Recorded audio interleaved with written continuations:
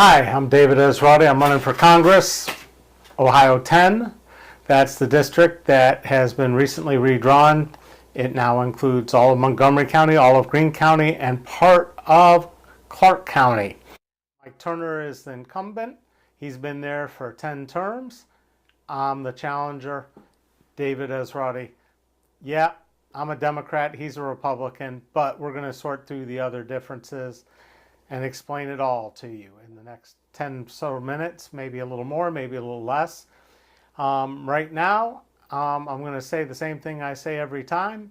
This is our town hall. Mike Turner doesn't believe in town halls.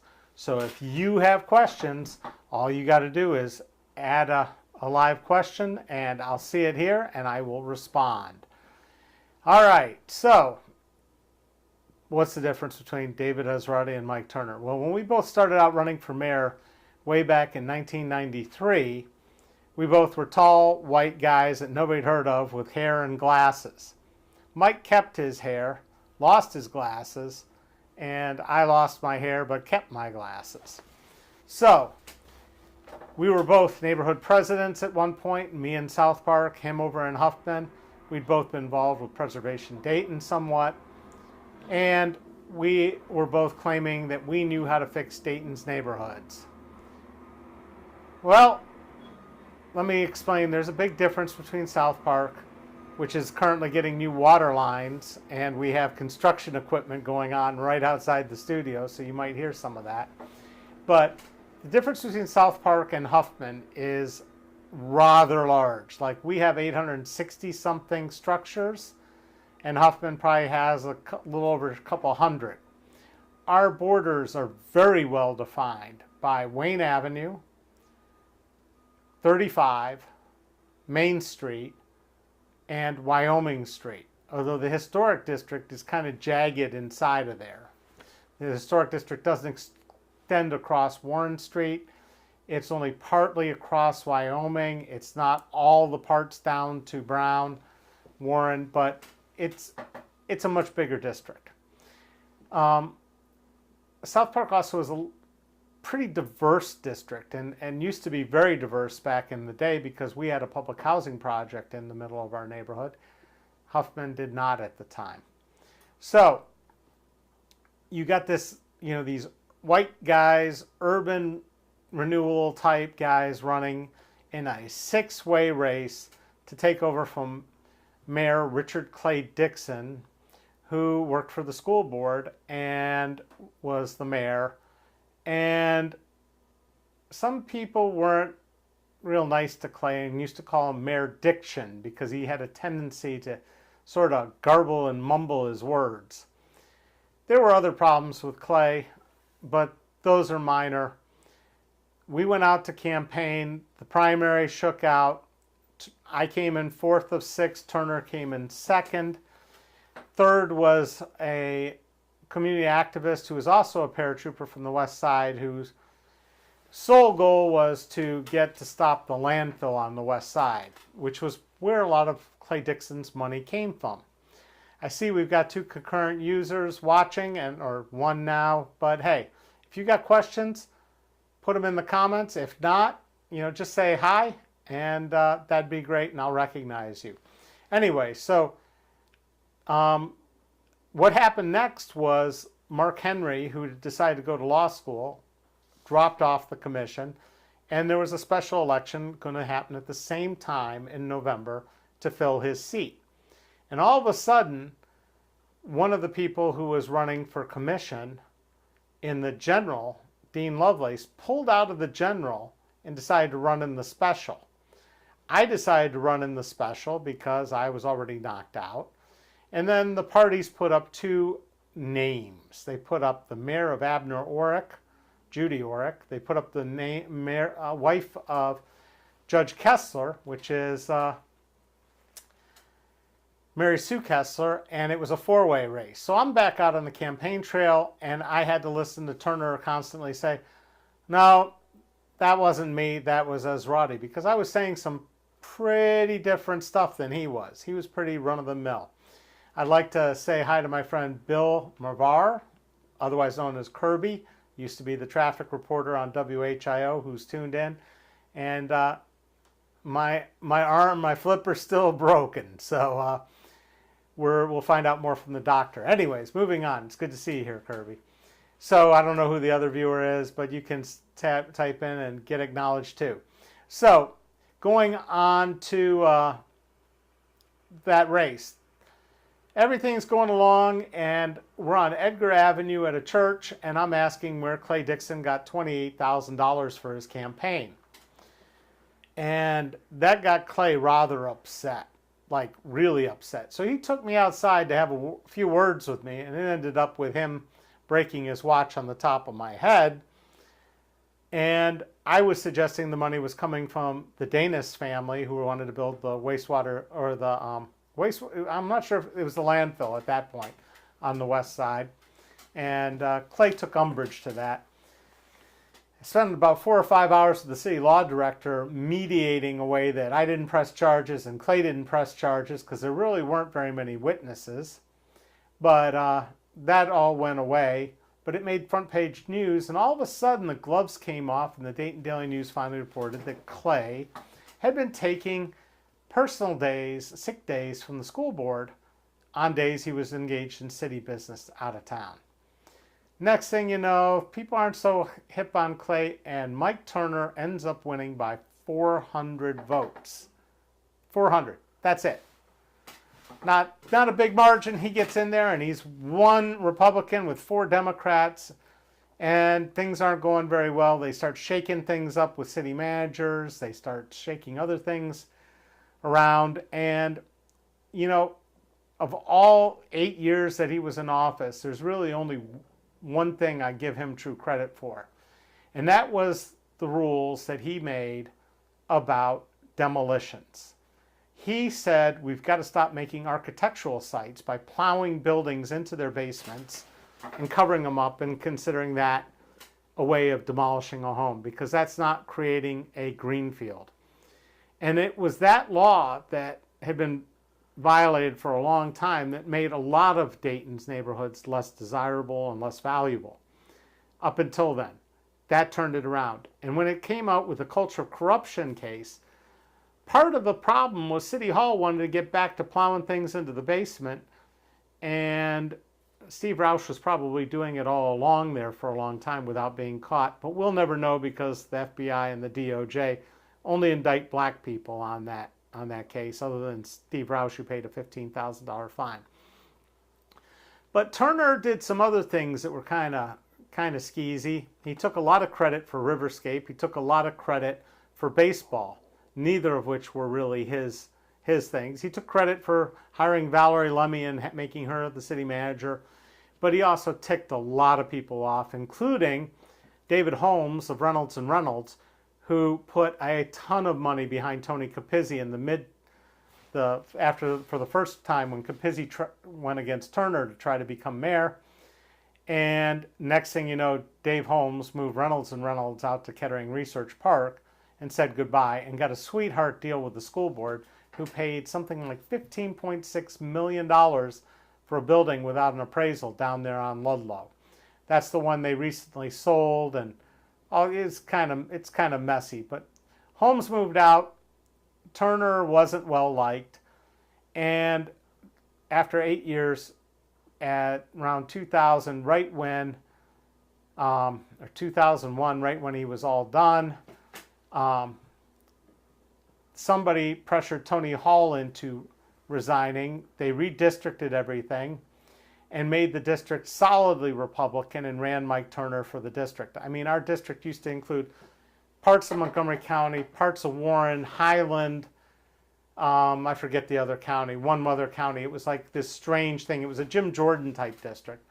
And so he won against Rick Carney, which was probably the best candidate the Democrats could put up, or that they put up.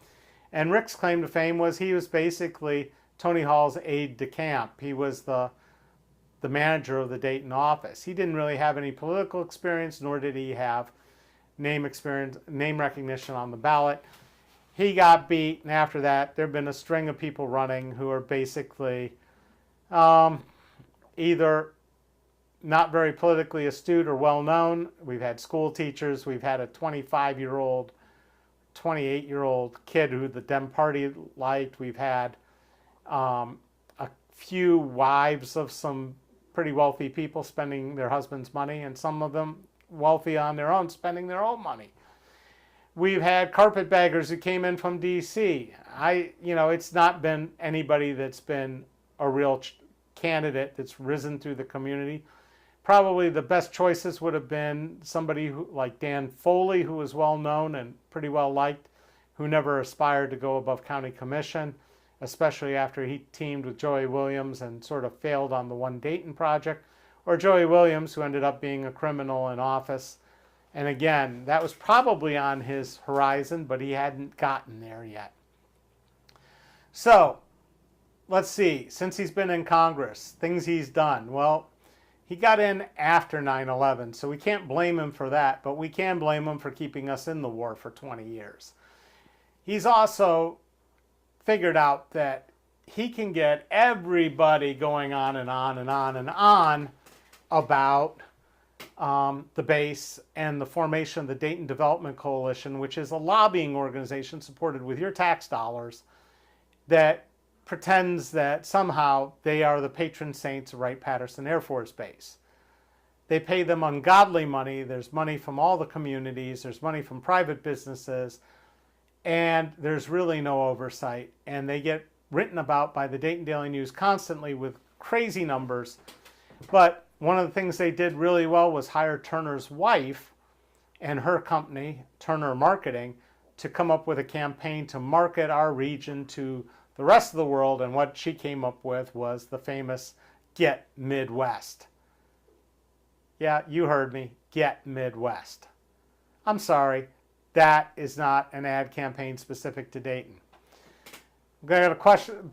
Bill says he thought Teresa Gasper was a damn credible opponent. I know Teresa well. I like Teresa, but I'm sorry, she'd never run for office before. She doesn't have a college degree. She had a lot of money from her husband. She is pretty well known in the community and is a nice person and knew what she was talking about. And she came closest of all of them. She came within 12 points. But that doesn't make her a great candidate.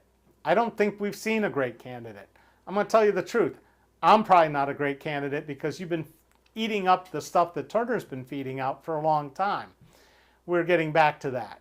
So, Turner's in office. He's funneling money through the Dayton Development Coalition to his wife, who also is doing work for the Army Corps of Engineers while he's actually on the Armed Services Committee. How does that happen, folks? And she had the nerve to enter that work in an award show with the American Advertising Federation, where I saw it on display. She also did work for the Home Depot Political Action Committee out of Atlanta. How did that come to be? Well, again, this is how Mike Turner works. He is bought, sold, and paid for by the military-industrial complex, the homeowners, the Home Builders Association, some pharmaceutical companies. We've got all his donors broken down, and he's gotten a lot of money for people that he's protected. But some of the things he's voted for are just insane. Like, the Air Force really didn't want any more C-27Js. And next thing you know, because there were contracts for them and he could get the Army to take them, he pushed Army Special Ops to take those C-27Js and put them in Mansfield. Pretty expensive little project. I think they're already been abandoned. I think they handed them over to the Iraqi Air Force or the Afghan Air Force. But just a giant waste, flushing your tax dollars down the tubes. There was also upgrades to the M1A1 tank, the Abrams tank, done in Lima. That's not in his district, but military contractors like General Dynamics, they like, and Boeing and all the rest of them, Lockheed Martin, they like to give money to Mike Turner because they get it back. Have we used tanks anywhere in warfare lately? No, not really. And if you've watched what's going on in Ukraine, you'll know that tanks don't do really well against a little drone called a switchback. So I think the military already knew that tanks are no longer the future of warfare. Mike is a big proponent of nuclear weapons. I don't know what that says about his intelligence or his sanity. And I don't think nuclear weapons are good anywhere. Anybody who thinks nuclear weapons are an option for warfare or somehow solve a problem also doesn't understand climate change, also doesn't understand science, didn't pay attention to Chernobyl or Fukushima.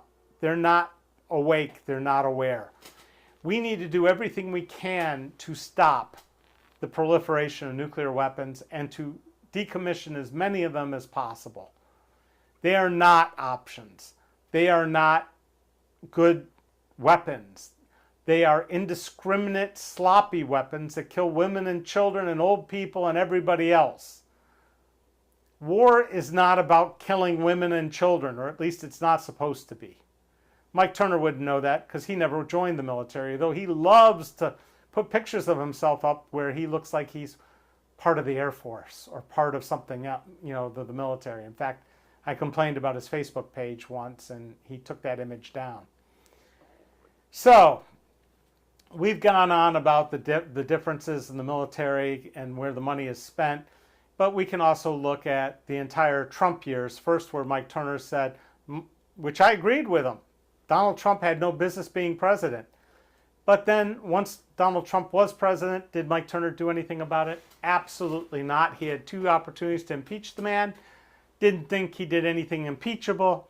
He had multiple chances to vote against some of the insane things that Trump pushed. He had the ability to vote on things like Supreme Court nominations. He had the ability to do a lot of things and stand up against Trump. Trust me, Mike Turner is no Liz Cheney. He's no Anthony Gonzalez. Mike Turner has no spine. It's bought, sold, and paid for by someone else. He also doesn't have any friends. This is something that's really, a lot of people, they either love me or they hate me, but I have friends. Mike Turner doesn't have friends. Even people who used to be his friends, not friends anymore. You know he got divorced and then he married a lobbyist and it didn't last very long, and the best man in the wedding was one of his friends, another man in Congress, and next thing you know, they're no longer friends. And I'm drawing a blank right now on his name. Oh, Darrell Issa, who happened to go to my high school and happened to also serve in the Army. But what happened between Darrell and Mike is probably the same thing that happened between a friend of mine who was another neighborhood president, Mike Turner, who always said, you two should get along. You're both neighborhood presidents. You're both new urbanists and everything. But we never got along. That's because Mike Turner is not a likable guy. I have a dog. Mike Turner kicks dogs. I mean, that's just the kind of guy he is, okay? So, getting back to, the way Mike Turner decides to deal with people he doesn't like, he's a very vindictive man. So I've been blackballed ever since he arrested me in '95 in the commission chambers with the mask case. There's another video that talks about that. And there are people who said they're afraid to give me money and afraid to back me and come out and publicly support me, hire my agency because he's a vindictive jerk. So, do you want a vindictive jerk in Congress representing you? Probably not.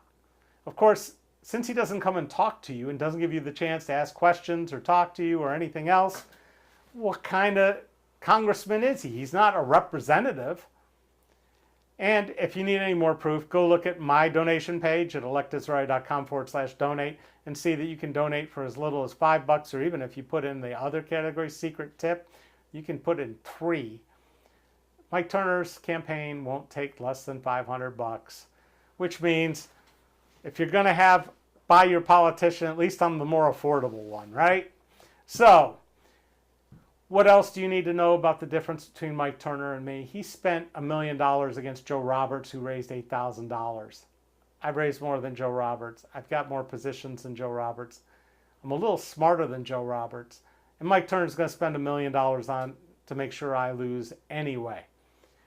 The difference is going to be whether people decide enough is enough. They're going to want to know what Mike Turner's position is on gun control, and he's going to say more guns, armed teachers, you know, blah, blah, blah, can't take the guns away. Nothing's going to change. So that's one thing. The other thing that Mike Turner is going to do is if Roe v. Wade gets overturned by the Supreme Court, is he's going to sit there and say, oh, well, I don't care about women's right to choose.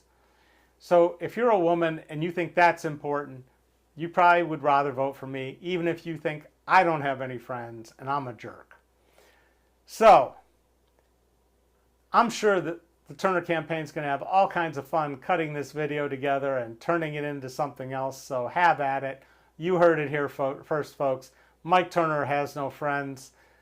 David Esrati is here to talk to you and connect with you, answer your questions live every day, Monday through Friday, 4 o'clock. Be here or be square. I look forward to any questions you put in comments. I'll be happy to answer them tomorrow. Or, you know, if you ask live, I might catch them. It's a little bit of a delay. The site to find out information is electesrati.com. If you want to go to donate, it's electesrati.com/donate. And thank you for watching. I look forward to seeing you same place tomorrow. And hopefully we'll have our technology working again, because today it wasn't working the way it's supposed to. So no little music on the outro. It's just going to go to black and hold for about 20 seconds. And we'll see you next time. Thank you.